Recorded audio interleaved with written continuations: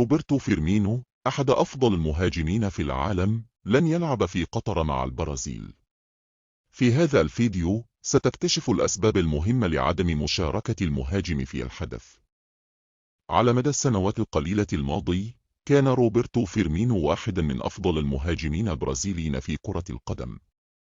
على مستوى الأندية كان المهاجم حجر الزاوية في نجاح ليفربول الأخير في الدوري الإنجليزي الممتاز ودوري أبطال أوروبا، ومع ذلك سيكون من بين أكبر الغائبين في قطر.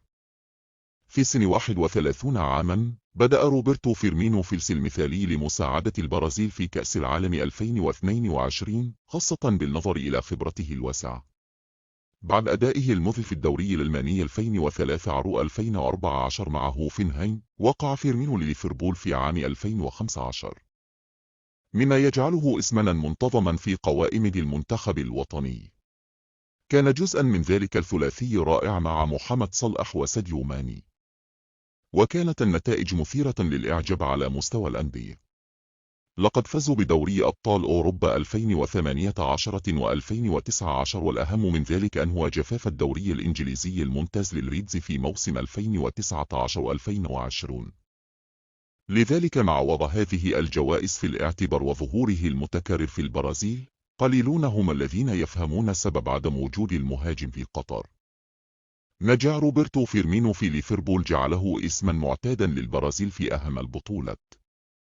ظهر فخر ميسي لأول مرة على المستوى الدولي في عام 2014.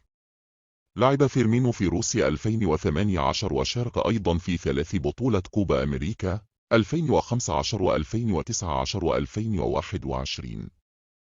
هذا الموسم سجل فيرمينو 8 أهداف في 19 مباراة، 6 في الدوري الإنجليزي الممتاز و2 في دوري أبطال أوروبا، لكن هذا لم يكن كافيا لإقناع المدير تيتي. كان الشكل الفعلي وأداء اللاعبين الآخرين في هذا المركز مثل نيمار أو غابرييل جيسوس أو فينيسيوس جونيور هو العامل الرئيسي لعدم استدعائه. وقال فيرمينو في رسالة عاطفية للغاية: لم تسفر الأمور بالنسبة لي كما تخيلتها أو حلمت بها، ولكن يمكنني أن أبدو في حالة من الارتباك، وأن يكون لدي قلب ممتن لله لأنه منحني بالفعل الفرصة لأعيش هذا الحلم مثل العديد من الآخرين. أود أن أظهر احترامي وأهنئ جميع اللاعبين الذين تم استدعاءهم. عزيزي المشاهد، هل تعتقد أن فيرمينو كان يستحق التواجد في القائمة أم لا؟